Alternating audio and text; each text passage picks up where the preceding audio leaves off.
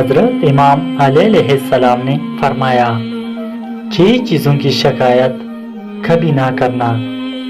Number 1، اپنی قسمت کی شکایت نہ کرنا۔ نمبر 2، اولاد کے سامنے اپنے بڑوں کی شکایت نہ کرنا۔ نمبر 3، اپنا ذاتی مکان ہوتے ہوئے اس کی تنگی کی شکایت نہ کرنا۔ نمبر 4، بول کر بھی اپنی ماں باپ یا استاد کی شکایت نہ کرنا۔ نمبر 5، غیر کے سامنے اپنے دوست کی شکایت نہ کرنا۔ نمبر 6، رخصت کرنے کے بعد اپنے مہمان کی شکایت نہ کرنا۔